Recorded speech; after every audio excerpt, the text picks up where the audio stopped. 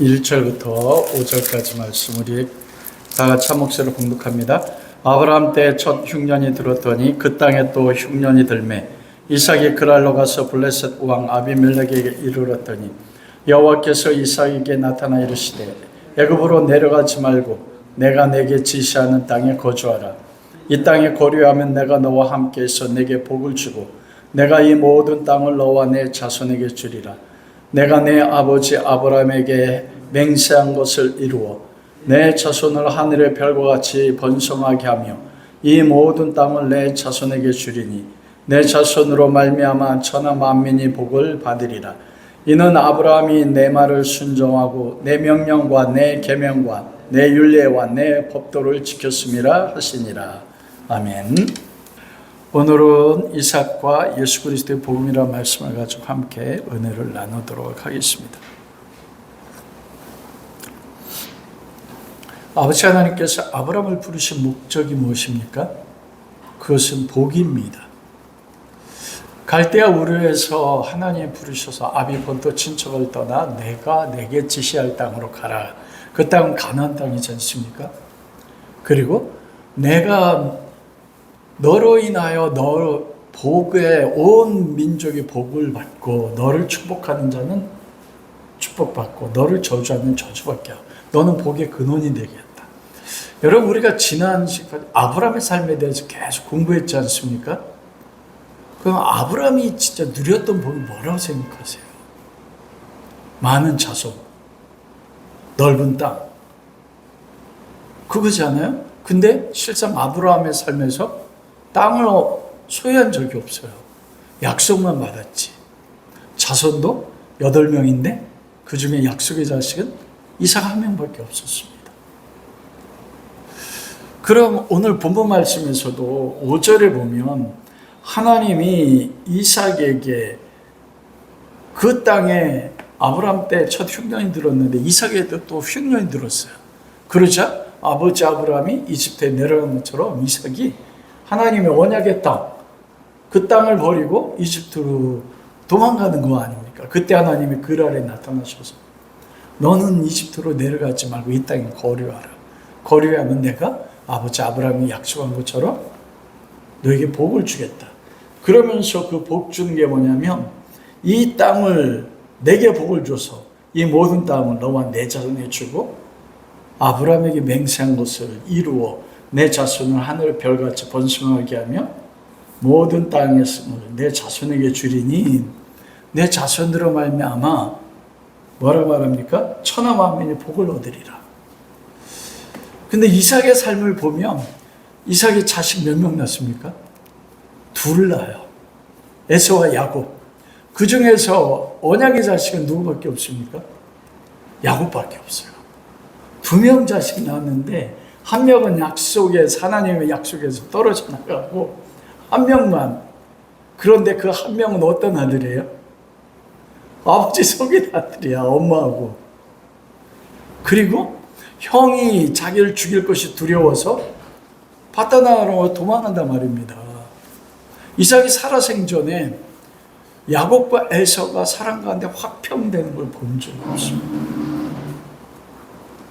마지막 야곱이 바다나름에서 돌아와서 야복강에서 이삭 존재가 완전히 여호와의 사자 그리스도를 만나서 그 생명의 뼈가 되는 엉치뼈, 그게 원어에 보면 생식기거든요. 생식기에 있는 뼈. 생명이 죽은 거예요. 그리고 나서 야곱이 에서를 만날 때 뭐라고 고백합니까? 내가 형의 얼굴을 보니 하나님의 얼굴을 보는 것과 같습니다. 서로 껴안고 울어요. 거기서 딱 화평이 이루어져요. 그리고 에서와 야곱이 이삭이 180살 될 때 장사를 같이 지냅니다. 그리고 딱 나눠져요. 우리가 생각하는 하나님이 오늘 이삭에게 복을 주신다 하셨는데 아브라함 때문에 이삭의 누린 복이 무엇이냐는 거죠. 진짜로. 여러분은 우리도 동일하게 하나님 앞에 복 받고 싶지 않습니까? 여러분 하나님 앞에 하나님 여러분 딱 나타나셔 내가 너에게 무슨 복을 줄까 하면 뭘 원하시겠어요? 아브라함이 받았던 진짜 복이 뭘까요? 이삭이 받았던 진짜 복이 뭘까요? 왜 아브라함의 자손, 이삭의 자손으로 인해 천하 만민이 복을 누릴까요? 우리 교회로 인해서 지금 천하 만민이 복을 누리고 있습니까? 그리스도인들로 인하여? 성경에 보면 요셉으로 인해서 저 천하 만민이 그 7년 가문 가운데 구원을 받았지 않습니까? 그래서 저는 오늘 항상 제가 성경 읽으면서 이 5절 말씀에 대해서 이해가 안 되는 부분들이 많았어요. 왜냐하면 하나님이 2절에서부터 4절까지 내가 너에게 복을 줄 거야. 아브라함이 약속한 것처럼. 그런데 복을 주는 원인이 5절에 나와요. 이는 너에게 복을 주는 이유가 뭔지 아니? 이는 내 아버지 아브라함이 내 말을 순종하고 내 명령과 내 계명과 내 율례와 내 법도를 지켰음이라 하시니라. 아브라함에게 주신 복, 이삭에게 주신 진짜 복이 무엇일까? 어떻게 아브라함이 하나님 말씀에 완전한 순종으로 인해서 이삭에게 복을 줄까? 이 말씀이 제가 계속 묵상됐던 것이거든요. 여기서 아브라함이 순종했기 때문에 그로 인하여 이삭에게 복을 누렸다. 여러분 이 말씀이 이해가 되세요? 이삭의 복의 근원이 복받는 출발점이 누구에게 있다는 거예요? 아버지 아브라함의 순종. 그러면 가게에 흐르는 저주를 끊어라. 유명한 책이 있지 않습니까? 그리스도의 복음이 들어왔는데도 그리스도의 십자가의 죽으심이 가문에 흐르는 저주를 끊지 못했다는 거예요. 그리스도 안에서 모든 것이 다 완전하게 죄가 해결되어 있지 않습니까? 그러면 내가 하나님 앞에 순종하며 내가 순종한 결과로 내 자식이 복을 받는다? 이게 그리스도인 일반적으로 가지고 있는 보편적 생각이지 않습니까? 어느 부분으로 맞아요. 그게 맞는 게 뭐냐면 자식이 부모를 보면서 본받습니까? 본받잖아요? 본받아요. 근데 어느 정도까지 본받냐면 부모가 마음에 안 들어. 그래서 부모에게 때딱 뒤에서 욕을 해. 비판한단 말이에요. 그렇지 않아요. 내 마음에 들지 않는 부모 모습이 있을 수 있잖아요. 부모님도 사람이니까. 근데 놀라운 건 뭐냐면 비판하면서 뭐예요? 자기도 똑같이 해. 왜냐하면 이거 보고 듣고 같이 살았기 때문에 이게 옳은 길이 아니라고 여기는데 나 같으면 저렇게 반응하지 않는다고 여기는데 그 영향을 받아서 내가 그대로 반응해요. 그거는 내가 영향을 받았지? 선택과 결정은 누가 한 겁니까? 나입니다.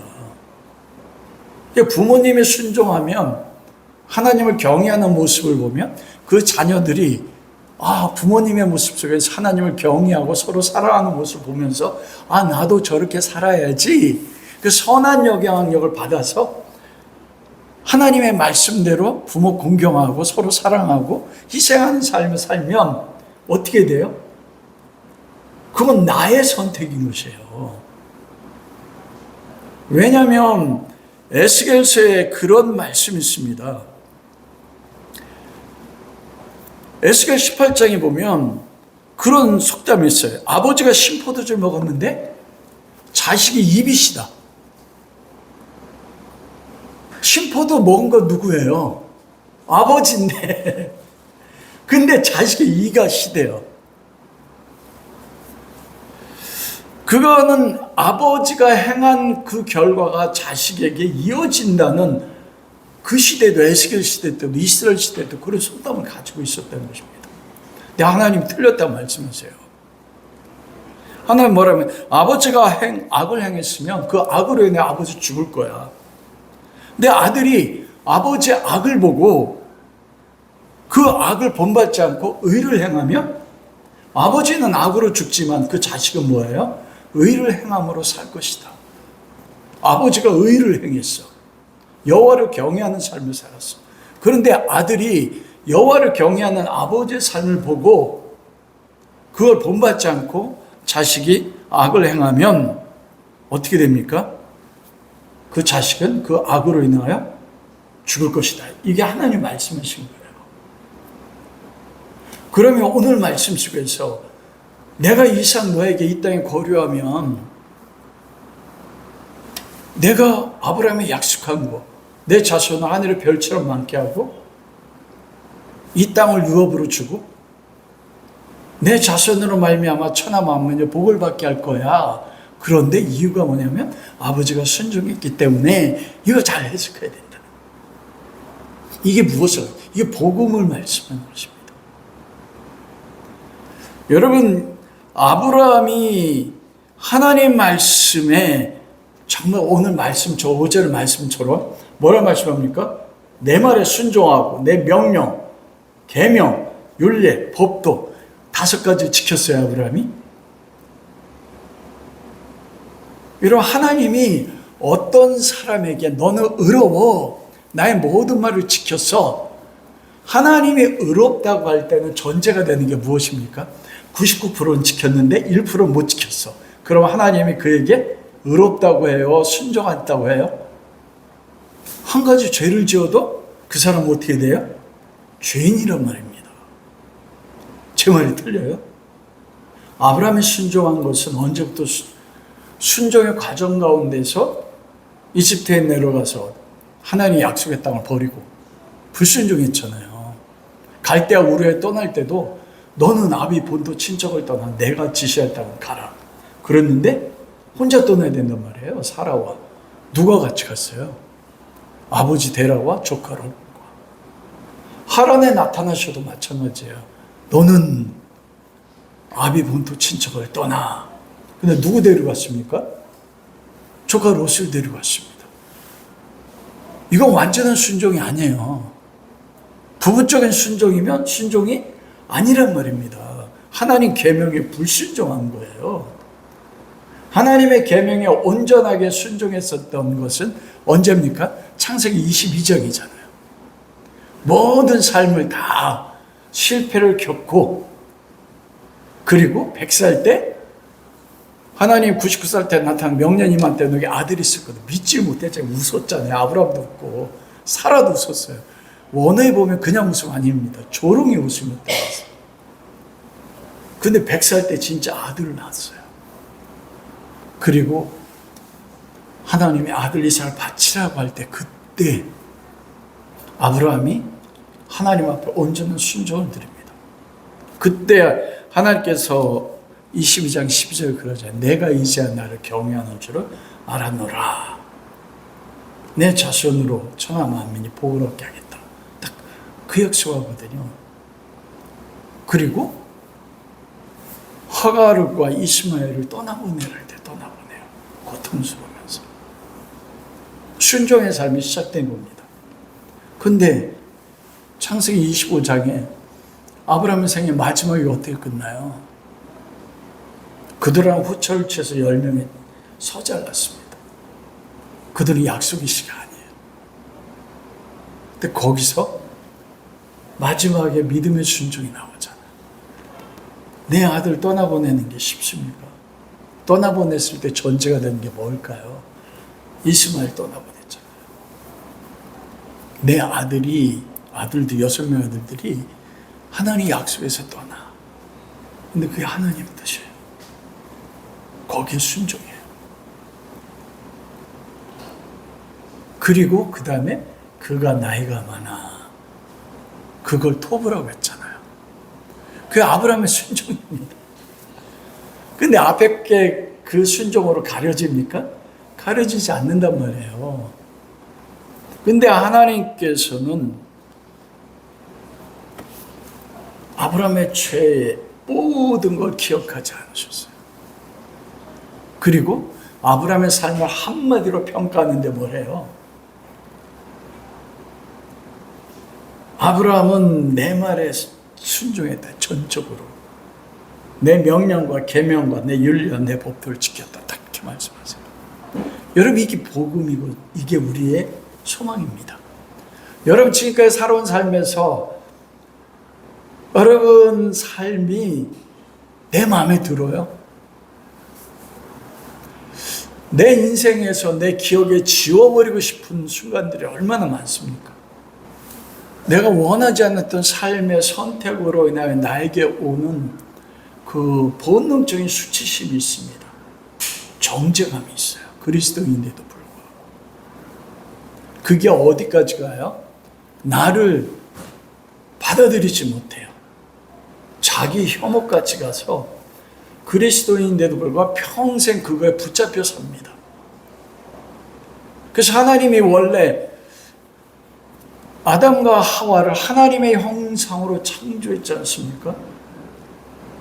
그런 오리진의 형상, 원래 형상을 회복하고 원래 형상대로 이 땅에서 하나님의 아들의 형상으로 살아나가는 그리스도인들이 많지 않아요. 왜? 무엇에 매여 있기 때문입니까? 자기 실패로 인해서 오는 수치감. 그걸 뭐냐면 로마서 8장 1절 그러므로 그리스도 예수 안에 있는 자는 결국 정죄함이 없나니. 근데 마귀는 그렇지 않아요. 이삭이 오늘 약속한 땅, 아버지 아브라함에게 약속한 땅, 아브라함은 같이 살았잖아요. 75년을. 그 땅이 어떤 땅인지 알아요. 근데 가뭄이 들자 헌신자 버리고 이집트 가게 그랄로 내려갈 때 여호와께 나타나셨을 때 이삭이 자기 자신의 모습을 보면서 무엇을 느꼈을까요? 나 이거밖에 안 돼. 하나님은 약속의 땅에 머물기 원하셨는데 하나님 나타나셨을 때 그가 자기의 결정으로 인해서 자기 스스로 받던 상처나 그로 인한 정죄감 수치심이 얼마나 컸을까요? 그리고 그 일 있고 나서 100배나 거두겠잖아요. 하나님 오히려 복을 주셨어요. 내가 너희 복을 주리라 하더니 그 땅에서 몇 배 거둬요? 100배라는 건 가장 거둘 수 있는 최고를 거뒀단 말이에요. 거부가 되게 하셨어요. 그런데 그 다음에 또 뭐예요? 아내를 자기가 살기 위해서 아내를 누이라고 속여요. 아비메일에게 책망을 받습니다. 그때 이삭이 자기 존재를 대면하는 겁니다. 그리스도인들을 결박하는 게 이거예요. 하나님의 아들이라는 정체성이 있는데 내 안에 또 다른 내가 있습니다. 사도 바울이 로마 7장에서 말한 내가 선을 행하려고 하는 내가 또 다른 것 없이 나를 죄악하는 이끌어 오라 난 공고한 자로다. 이 사망을 누가 나를 건져내랴. 근데 우리는 나의 이 또 다른 모습 이걸 잘라내고 없애려고 한단 말입니다. 그리스도 예수 안에서 정죄함이 없다는 건 뭐냐면 저는 그게 진짜 복이라고 생각해요. 아브라함과 이삭이 누렸던 진짜 복. 정죄함이 없다는 것은 마귀는 그걸 통해서 우리의 죄, 네가 넘어졌잖아. 네가 하나님의 아들이야? 너 그 정도밖에 안 돼? 너는 아니야, 안 돼. 그럴 때 뭐예요? 정죄함이 없다는 하나님은 그 모습 그대로 나를 용서하는 거예요. 아브라함과 이삭의 삶에 끊임없이 하나님이 아브라함이 끊임없이 나타나잖아요. 나타나면서 약속하셨던 그 약속들의 배후에 뭐가 있습니까? 아브라함을 향한 하나님의 변함없는 사랑이에요. 그가 넘어질 때도 도망갈 때도 두 번이나 아내를 팔 때도 하나님 딱 한 번만 책망하시는 것 같잖아요. 99살 때 하가를 취해서 이스마엘 낳고 13년 동안 하나님 없이 살 때 나는 전능자니 너는 내 앞에 행해 완전하라. 여러분 이게 어떻게 보면 책망일 수 있지만 아니야. 난 전능한 하나님이야. 네가 완전하지 못했지만 내가 너를 완전하게 만들어줄 거야. 거기서도 사랑해요. 아브라함조차도 우리도 그렇지 않습니까? 나라는 존재 자체를 대면하는 게 너무 어렵습니다. 왜냐하면 그거는 넘어짐이기 때문에 수치심으로 다가오고 정죄로 다가오고 자기 비하까지 오기 때문에. 그런데 하나님은 그걸 없앤 게 아닙니다. 아브라함의 그 넘어지는 모습 속에서 이삭의 오늘 26장에 2번이나 넘어졌잖아요. 그런데 하나님 찾아오셔서 하신 건 뭐냐면 그걸 정죄한 게 아니에요. 그게 너야. 아브라함이 가지고 있는 넘어지는 이런 수치심, 정죄감, 이 모든 거 그 모습 그대로 하나님은 받으셔요. 용서하신 거예요. 그리고 아브라함과 이삭이 어떻게 합니까? 자기 자신을 대면하도록 말씀, 이끌어 가신 거예요. 하나님이 아브라함에게 오늘 아브라함 때문에 너에게 복을 준다 이게 말씀하시는 것은 100% 순종 못했잖아요. 그럼 아브라함을 어떻게 하나님께서 완전한 모든 말씀에 순종했다고 여깁니까? 창세기 22장 12절에 보면 이제야 내가 나를 경외하는 줄 알았다. 이 경외라는 것은 무엇이냐면 원어적 의미가 하나님을 두려워함으로 거룩한 두려움으로 순종했다. 그런데 그게 뭐냐면 아브라함이 복음을 믿었다고 갈라디아서 이야기하고 아브라함이 이삭을 잡을 때 아브라함이 가졌던 게 뭡니까? 100살 때 나에게 아들을 주신 하나님이 내가 이삭을 제물로 바쳐도 하나님이 나에게 뭐 한다고요? 이 아들을 다시 살게 할 거, 복음이요. 갈라디아서 사도 바울이 그랬거든요. 모리아산 내 아들 드려. 그리고 새벽에 출발해 3일 길었어요. 이땐 이미 이삭 죽은 거예요. 그런데 살아날 걸 믿었어요. 창세기 15장 6절은 아브라함이 하나님을 믿음에 그 믿음을 의로 여기고 아브라함이 가졌던 믿음이 것입니다. 그 믿음이 뭐예요? 복음, 예수 그리스도를 보는 복음이요. 그걸 하나님 보시고 뭐냐면 아브라함을 의롭다 이렇게 말씀하신 거죠. 100%다 지켰다고 그 인정해 주신 거예요. 뭐예요? 장차 그리스도가 이루실 그 의를, 왜냐하면 하나님 안에 시간이 있지 않습니까? 아브라함은 예수 그리스도가 죽으려면 언제 죽어? 2000년 후에 예수님이 십자가에 못 박혀 죽는단 말입니다. 근데 하나님은 시간이 하나님 안에 있기 때문에 이미 아브라함이 범죄할 때 그리스도 십자가에 죽은 것은 하나님의 같은 거예요. 그게 1000년이 하루 같고 하루가 1000년 같은 거란 말입니다. 하나님이 아들을 통해서 구원하기 결정하셨으면 하나님 안에 아들은 죽은 거예요. 우리는 시간 속에 제한됐기 때문이죠. 그거 아브라함이 믿었단 말입니다. 그걸 인해서 의롭다. 그 이로 말미암아라는 것은 아브라함의 순종이 아니라 누구의 순종이에요? 그리스도의 순종. 아브라함은 그리스도의 모형이잖아요. 마태복음 시작할 때 누구부터 시작해요? 아브라함과 다윗에서 예수 그리스도의 세계라, 족보라. 아브라함 안에는 그리스도가 계신 거예요. 다윗 안에 이 그리스도가 그 안에 살아내신 것입니다. 그러면 어떻게 하나님이 그 아브라함을 그리스도를 믿는 믿음으로 만들어내셔서 간 거죠. 그건 뭐냐면 바로 실패입니다. 완전한 깨어짐을 통해서 우리 인생에 실패가 없으면 행복할 것 같죠. 그런데 나 자신의 존재, 내 정체성이 무엇인지를 가장 철저히 깨달을 때가 언제냐면 우리가 너무 좀 실패가 됩니다. 그리고 그때 내가 누군지를 보는 거예요. 이것이 나의 존재구나. 제가 좋아하는 힐송 가운데서 깨진 그릇들, 브로큰 바셀이라. 그 로마서에서 보면 사도 바울이 토기장이 비유를 하잖아요. 토기장이가 귀한 그릇, 천한 그릇 만들지만 마음에 안 들고 깨부시기도 하잖아요. 깨부시면 어떻게 돼요? 다시 붙이시는 거예요. 실패로 인한 나의 자신의 산산조각으로 깨어지는 나. 그걸 보면서 얼마나 고통스럽습니까? 우리의 삶에서도.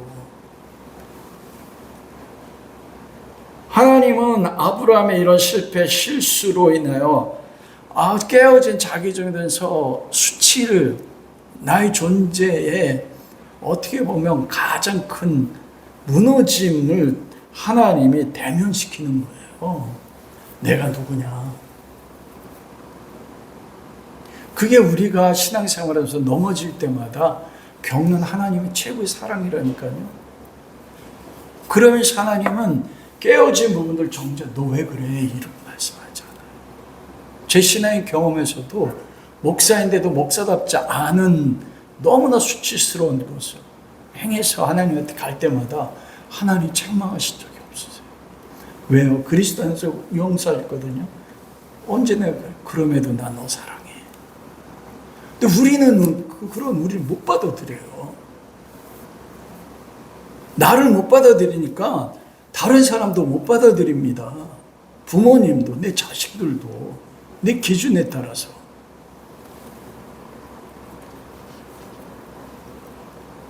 그러므로 하나님의 그 나의 깨어진 그 모습 그대로 나를 사랑해 주시는 걸 통해서 우리로 하여금 하나는 나의 자신의 모습을 대면하도록 만들어요. 마음에 안 들어요, 내가. 진짜 마음에 안 들어요. 근데 그게 나요. 하나님이 받으신 나를 받으시기 바랍니다. 그리고 하나님의 사랑으로 거기서 일어나는 겁니다. 일어나는데 뭐예요? 나의 넘어짐으로 인해서 겪었던 수치심, 그로 인한 내 안에 있는 상처, 이 상처를 하나님의 사랑, 그리스도의 사랑으로 더 씌우고 나서 그 상처를 안고 일어나는 겁니다. 저는 아브라함과 이삭이 누렸던 최고의 복이 그거라고 생각해요. 아브라함, 이삭을 바칠 수 있었다. 그리고 마지막 생애에 그들을 칠해서 육체 정욕 아닙니까? 그 자기 방법대로 이스마엘과 이삭밖에 없는데 흔들릴 수 있단 말이에요. 근데 떠나보냈다는 것은 자기를 대면해서 그것조차도 어떻게 해요? 사람 받아들이는 게 나아요. 그리고 하나님 말씀에 따라 6자식을 떠나보냅니다. 그게 하나님 보실 때 더욱 아름답다. 우리는 내 안에 있는 걸 다 부셔버리고 과거를 지우려고 합니다. 그러나 깨어진 과거의 나는 다시 돌이킬 수가 없습니다. 근데 그거 상처를 내가 그리스도의 사랑을 안고 그리스도가 날 받은 것처럼 사랑으로 받을 때 그 상처는 아물고 그 상처를 가지고 어떻게 돼요? 다른 사람을 치유할 수 있게 되는 거예요. 그 아브라함이 그 사라가 죽을 때 아모리 족속에게 이야기해서 그들이 뭐래요? 당신 우리 가운데 세운 여호와의 치부자입니다. 네개 나라하고 전쟁하러 가는데 318명이 어떻게 쫓아갑니까? 그런데 동맹을 해가지고 아모리 족속의 사람들이 아브라함과 함께 가는 겁니다. 내 자신의 모습을 발견하는 거예요. 하나님 안에서. 그러면 내 자손으로 천하 만민이 우리로 인해서 다른 사람 만민들이 이삭교육 통해서 어떻게 만민이 복을 누립니까? 26장에 나와 있잖아요. 하나님 그쪽 이끌어갔어. 100배나 거둘 때는 시기와 질투를 받았는데 우물을 팔 때마다 우물이 터져나왔어요. 르호봇이라고 넓은데 같이 살 수 있는 우물인데도 이삭이 어떻게 해요? 그거 버리고 어디로 가요? 하나님이 약속했다. 아버지가 제단 따왔다. 부엘세바로 제단을 쌓는다.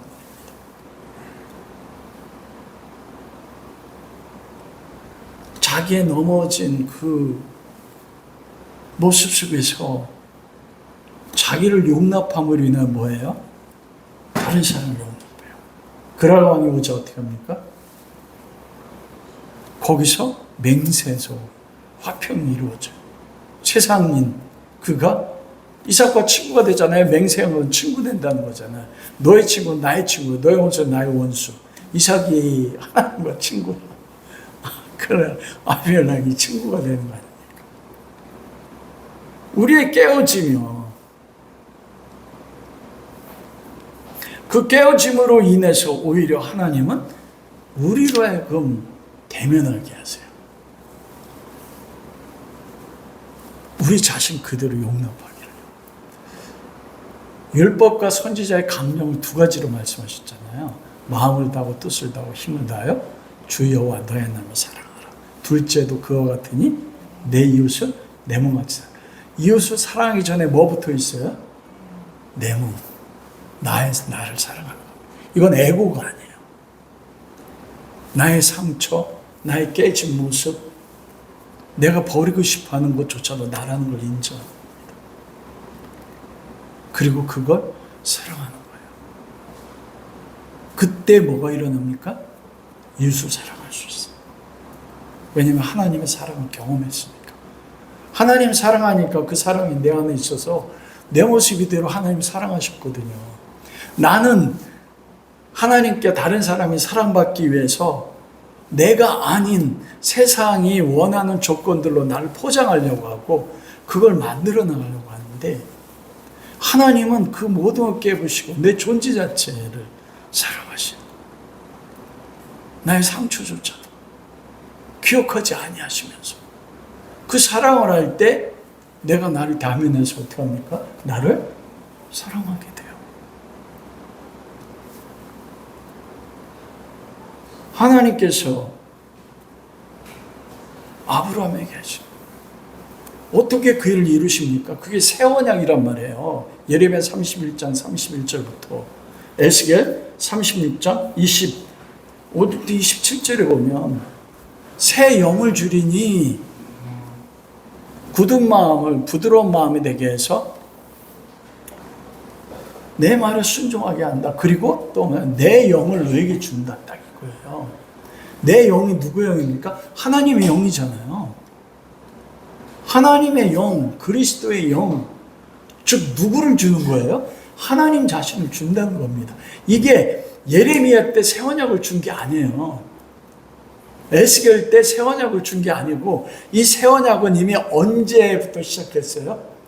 아담부터 시작됐어요. 아담이 범죄할 때 여자의 웃어 나면서 가죽옷을 입혔잖아요.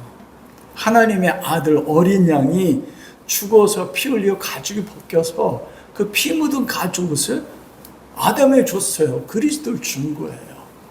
이삭이 평생의 삶에서 경험된 하나님의 사랑이 이 사랑입니다. 새 언약이 예레미야 때 그리고 에스겔 때 주신 게 아니에요. 아브라함 때문에 주셨다니까요. 그걸 어떻게 하냐면 하나님께서 요한복음 8장 56절에 너희 조상 아브라함이 나의 때 볼 것을 보고 볼 것을 즐거워하다가 보고 기뻐하였다. 딱 그래요. 네가 50이 안 됐는데 아브라함이 널 봤냐? 내가 아브라함보다 먼저 있었다. 딱 그래요. 아브라함이 예수님이 말씀하셨던 나의 때를 봤대요. 여러분 아브라함의 생애 가운데서 아브라함이 언제 예수님 봤습니까? 근데 예수님 보셨대. 갈라디아서도 사도 바울이 그래요. 하나님이 아브라함의 복음을 전하며 아브라함이 복음을 믿었다. 복음이 누구예요? 예수 그리스도 보여주셨다는 거예요. 예수 그리스도 믿었다. 그래서 아브라함에 나타나신 여호와 하나님이 여호와 하나님 아버지도 되지만 모세에게도 그렇고 떨기나무 가운데 여호와의 사자가 나타났다고 했잖아요. 여호와의 사자 예수 그리스도거든요. 모세에게 나타나신 분도. 아브라함에게 나타난 여호와는 하나님 아버지일 뿐만 아니고 예수 그리스도. 창세기 22장에도 여호와께서 말씀하시되 여호와의 사자가 딱 그래요. 창세기 22장에 보면 여호와 하나님과 여호와 사자를 동격으로 놓습니다. 여호와와 여호와의 사자는 다르잖아요. 여호와 하나님 아버지와 여호와의 사자 예수 그리스도. 창세기 22장에서 그리스도 본 거예요. 아브라함이 그 그리스도를 보고 그리스도의 때를 볼 것을 보고 즐거워하다가 그걸 봤다고 했어요. 실제로 그리고 기뻐했어요. 뭐예요? 그리스도가 나를 위해 십자가에 죽으시는 그 부활하는 것. 나 같은 죄인의 수치심 넘어짐을 그대로 사랑으로 안으시고 그걸 위해서 나를 위해 죽으신 거예요. 그 결과로 아들 이삭을 믿음으로 죽이려고 하고. 하나님 이삭의 말씀이 그거예요. 그렇게 내가 아브라함을 통해서 내 아들 그리스도를 통해서 아브라함을 만들어 나간 것처럼 내 아들 그리스도로 인하여 이삭 너에게 복을 줄 것이다. 그러자 내 자손으로 천하 만민이 복을 얻는다. 이거 다 자손이요, 단수입니다. 누구예요? 예수 그리스도. 네 씨에서 예수 그리스도 나올 거야. 이건 갈라디아 2장 20절로 해석하면 어떻게 돼요? 이제 내가 사는 것이 아니라 내 안에 하나님의 아들이 사는 거다. 내 삶에서 하나님의 아들이 살아요. 이삭을 희생하는 삶, 그리스도가 그 안에 살았지 않습니까? 그러자 아비멜렉은 뭐래요? 여호와가 너와 함께하는 걸 보고 알았다. 너는 여호와께 복받은 자야. 그 십자가 삶이에요. 이삭이 하나님의 아브라함이 그리스도의 때를 본 것처럼 본 겁니다. 자기 자신의 모습도 용납한 거예요. 나중에 이삭이 또 넘어지지 않습니까?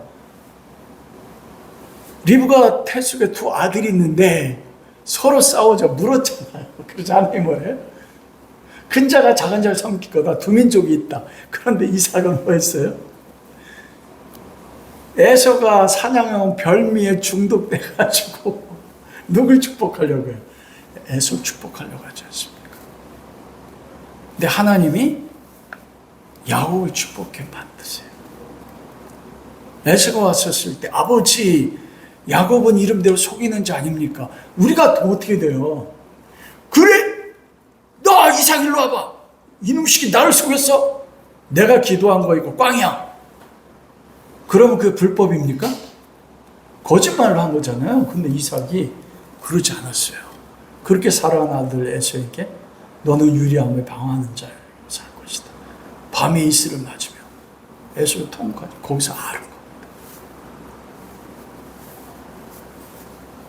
자기 모습 다시 본 거예요. 여러분 그게 진짜 복이에요. 하나님은요 우리 삶에서 넘어짐을 통해서 우리로 하여금 대면해 보기 원하세요. 그럴 때 내가 하나님 때 용서받고 내 수치심, 나의 상처까지 내가 껴안아서 나 자신 이게 나의 존재를 인정하고 용납하고 그때 나의 진짜 모습이 나타나는 겁니다. 그리고 용서할 수 있어요. 내가 상처 입었던 걸 경험했으니까 다른 사람 용서할 수 있어요. 그 대상이 누구라고 할지라도. 그게 복이에요. 그럴 때 그 사람이 가면 그 사람으로 해서 누가 복을 받아요? 다른 사람이 복 받아요. 그리스도로 인해서 그리스도가 십자가에 상처 입고 그 상처를 준 그들 그 모습 그대로 용서하지 않았습니까? 그 사랑을 경험하는 사람은 변화되는 거예요. 구원받고 복을 누리는, 영생 복을 누리는 것입니다. 그게 우리 삶에서 하나님의 백성들이 살아가야 되는 삶의 모습입니다. 제가 요즘 한 가지 영화에 빠져가지고요. 조금 이따 틀어도 돼요. 한 가지 영화에 빠졌는데, 캐대언이라고 알죠?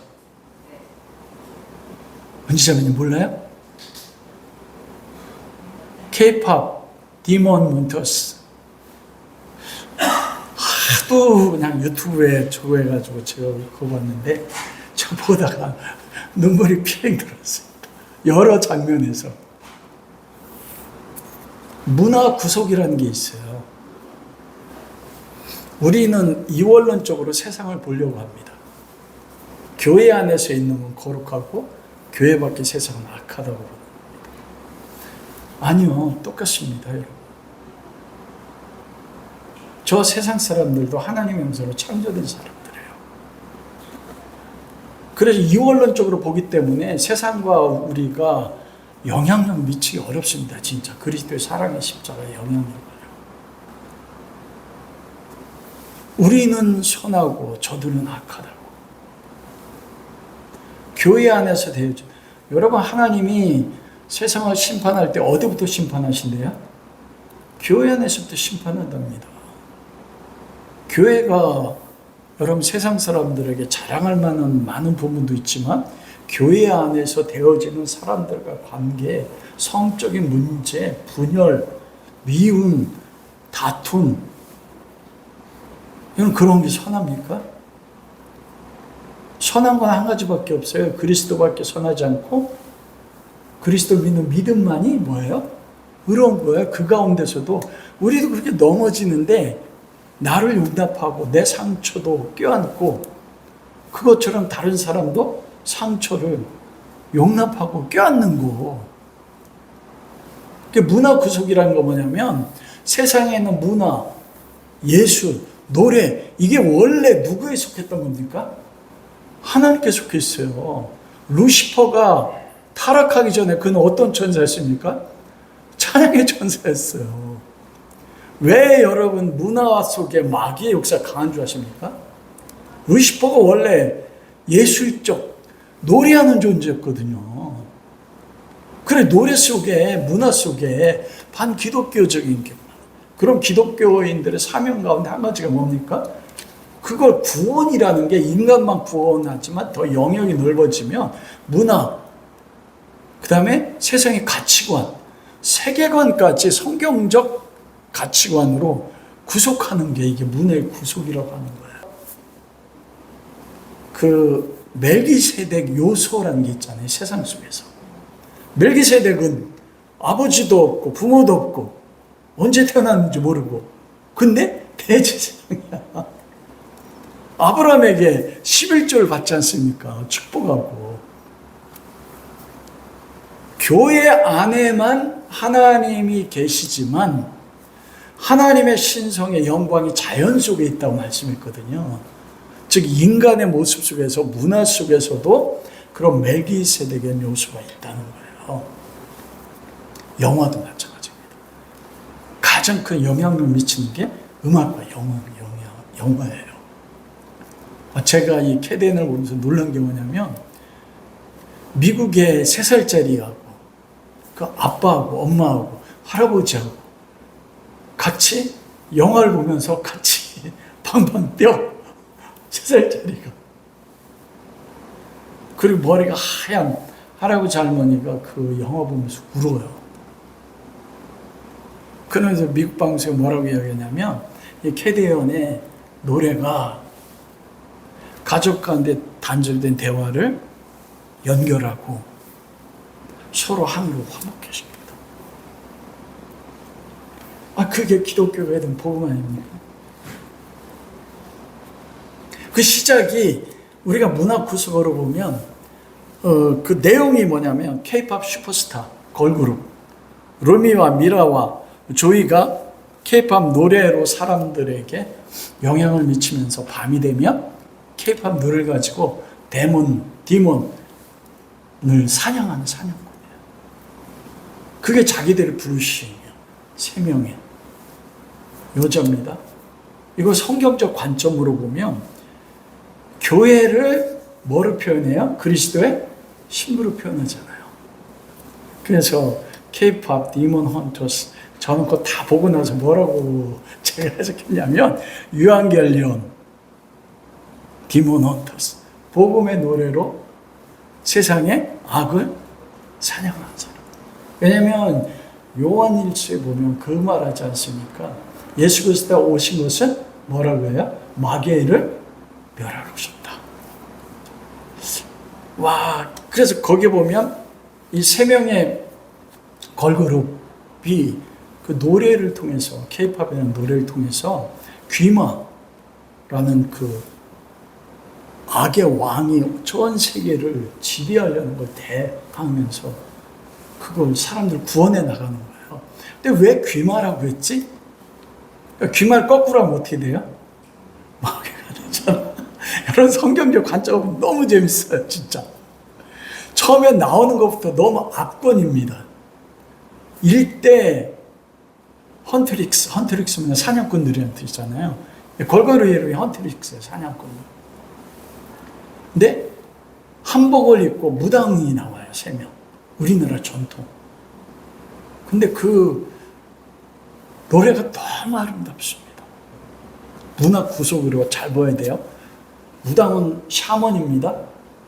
샤먼은 뭐냐면 신과 인간을 연결한 중재자예요. 하나님과 죄인들 인간을 연결한 중재자가 누굽니까? 그리스도입니다. 여러분 그 모세가 죽을 때 모세 시체를 놓고 누가 싸웠어요? 마귀가 미카엘을 싸웠어요. 시체가 무엇이다고 싸웁니까? 왜 마귀는 모세의 시체를 빼앗으려고 했을까요? 근데 하나님이 그 마귀에게 모세의 시체를 넘겨주지 않았습니다. 야호수단이라고 아세요? 히스기야 왕까지 있었던 노뱀입니다. 그 광야에서 불뱀이 물었을 때 모세에게 노뱀을 장대 달아 그걸 바라본 자는 살아난다. 진짜 바라보게 살아났어요. 근데 여러분 그걸 이스라엘 백성이 히스기야 왕 때까지 그걸 숭배했다니까요. 우상으로. 모세가 얼마나 대단한 하나님의 사람입니까? 하나님과 대면해 봤어. 모세가 만든 노뱀도 숭배했는데 모세가 그 시체가 있는 무덤이 있다면 어떻게 돼요? 여러분 이슬람에게는 구원받는 5가지 조건이 마지막 하니까 메카 순례입니다. 평생에 한 번은 그 메카 사우디아라비아 메카 거기에 누구의 묘가 있어요? 모하메드의 묘가 있단 말이에요. 전 세계가요. 그때 되면 수만 명, 수십만 명이 모여서 모하메드의 묘 주변을 돌면서 찬양해요. 그 이스마엘 묘가요? 아니요, 그렇죠. 모하메드. 모하메드 그 이스마엘이잖아요. 아니 이스마엘은 저기죠. 저기 아랍 족속의 조상이고 모하메드는 누구냐면 이슬람을 세운 지도자, 종교 지도자예요. 우리로 하면 예수 그리스도 같은 예언자예요. 이슬람을 세운 사람이라니까요, 모하메드가. 그런데 그렇게 숭배했단 말이에요. 마귀가 뭐 한 거예요? 마귀는 창세기 3장 15절에서 여자의 후손이 내 머리 상하게 할 걸 들었죠. 알아요. 그럼 마귀가 해야 될 건 뭡니까? 내 존재가 소멸되지 않으려면 누가 오는 거 방해해야 돼요? 여자의 후손이 방해해요. 왜 유대인들을 박멸을 하려고 합니까? 전 세계적으로 히틀러가 600만 명을 죽이면서. 하나님 창세기 15장에 언약했잖아요. 내 자손이 하늘의 별처럼 쪼개지면서요. 그 하나님 왕복했거든요. 하나님의 약속이 이루어지지 않아요. 유대인이 역사 속에 사라지면 누가 죽어야 돼요? 하나님이 쪼개져야 된단 말이에요. 마귀의 목적은 그거예요. 그리스도가 오지 못하게 해서 자기 나라가 영원하도록. 그게 마귀가 하는 그 목적이란 말입니다. 그 이스라엘 민족을 마귀하고 이렇게 멸하려고 했더니 아브라함과의 그 언약 때문에. 그래, 샤먼이 누굽니까? 마귀가 그걸 알았어요. 모세가 장차 변화산에서 율법의 대표가 누굽니까? 모세가 나타났고 선지자의 대표가 엘리야가 나타났어요. 근데 모세가 부활한 몸으로 나타났지 않습니까? 그걸 깨트리는 거예요, 마귀가. 육체를 통해서. 그럼 마귀가 하나님의 아들이 오는 걸 방해하고 하나님의 아들이 왔었을 때 하나님의 아들은 누굽니까? 구원자잖아요. 의로우신 하나님과 죄인을 화평케 하는 중보자 아닙니까? 중보자잖아요. 그런데 그리스도가 우리 죄를 위해 중보자로 딱 왔었을 때 그리스도의 구원의 사역, 중보자의 사역을 희석시키는 그걸 마귀가 역사적으로 푸는 겁니다. 그게 다른 종교들이에요. 기독교가 왜 샤머나 되는 줄 아십니까? 너무나 기독교 비슷하거든요. 일반 대중들이 신에게 갈 수 없는데 신과 교통해가지고 연결시켜주는 사람이 누구예요? 샤먼이에요. 그래서 능력 있는 목사님들이 뭐로 숭배받아요? 이런 샤먼같이 숭배받는 왜 기독교가 사면이지만 되는 게. 근데 거기 속에 뭐가 있냐, 멜기세덱의 요소가 있는 겁니다. 거기에 무당이라는 것 자체는 잘못됐지만 그들이 뭐예요? 거기 보면 너무 멋있어. 사도 바울도 너희가 둔해서 해석하기 어렵다 말씀하셨거든요. 멜기세덱은 그 정도로밖에 해석이 안 돼요. 누구도. 그러니까 우리가 세상 속에서 교회 안에 진리가 있지만 아브라함을 부르셨지만 아브라함과 당대 또 누구 가운데 역사했습니까? 욥이요. 부르심 받아서 구원을 이루려고 했던 것은 아브라함이었지만 아브라함의 당대 욥이 당대 사람입니다. 근데 그는 이스라엘 사람 아니잖아요. 그런 게 있단 말이에요. 그런 뉴스 속에서 우리가 세상을 바라볼 때 이원론적으로 교회는 거룩해, 세상은 악해, 이런 쪽으로만 바라보면 안 돼요. 문화 구속이라는 것은.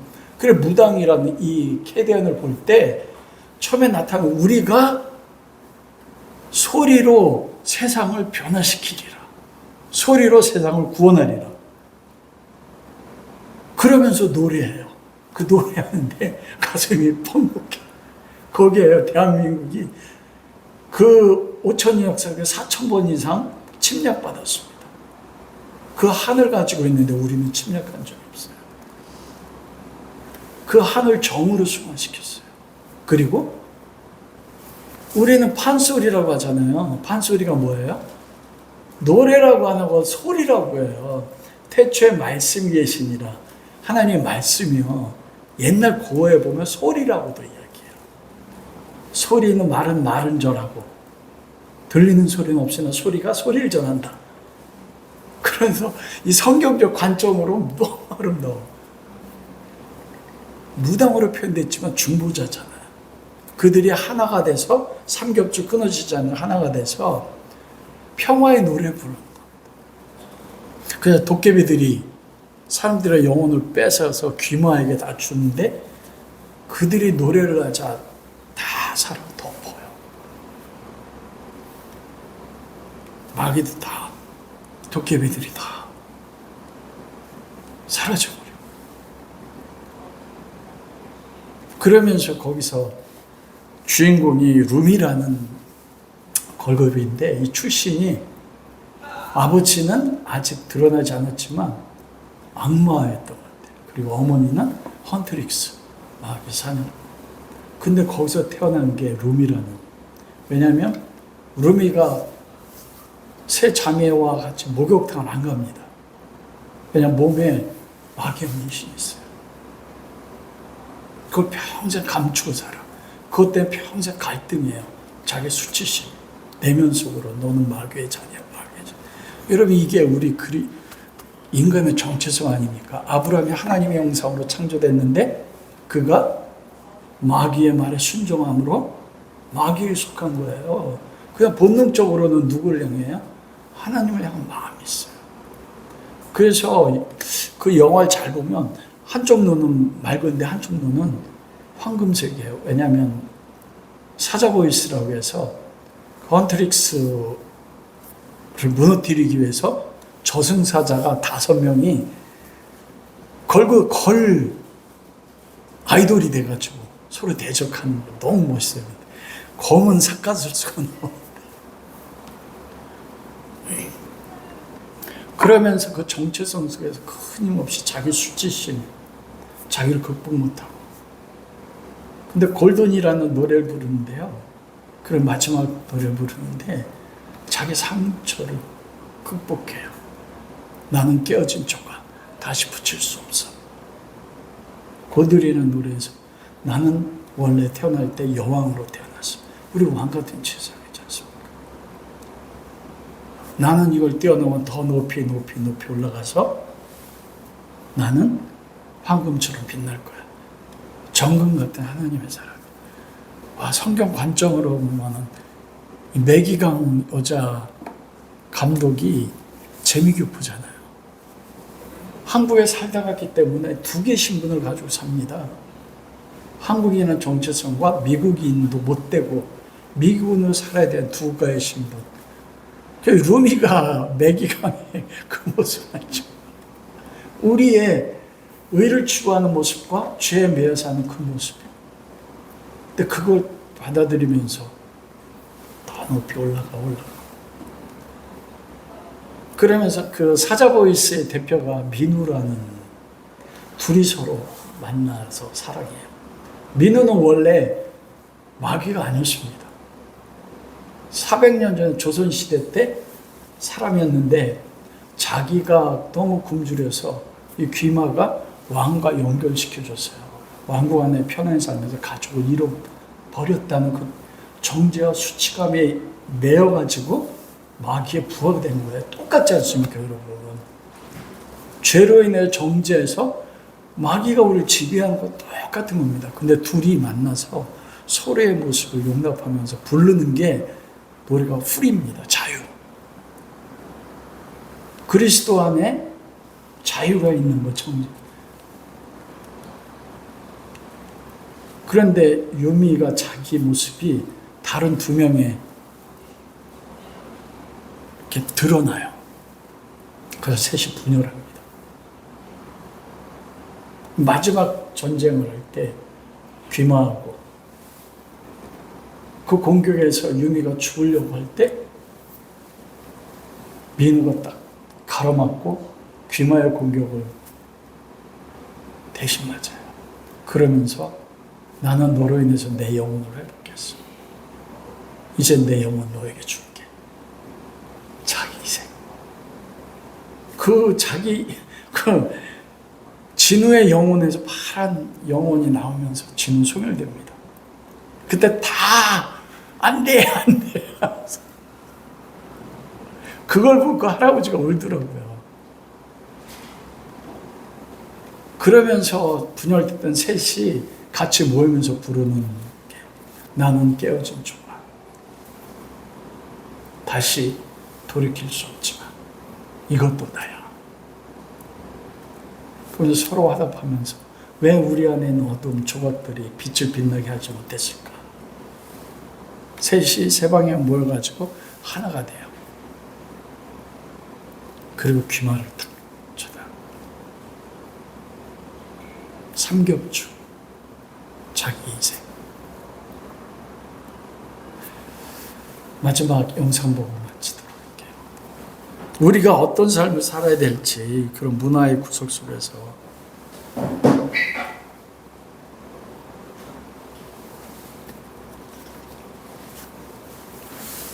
그 노래가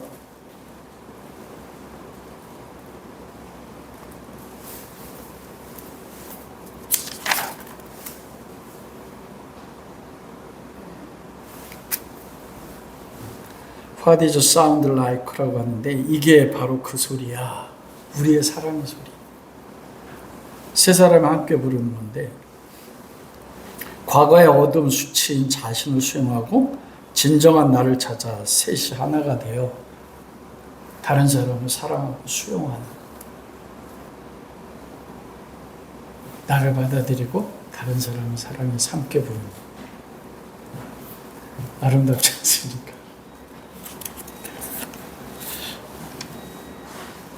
그래서 여러분 문화 구속이라는 관점 속에서 한번 꼭 보십시오. 그래서 참 우리가 디몬 헌터스 맞아요? 악과 싸우는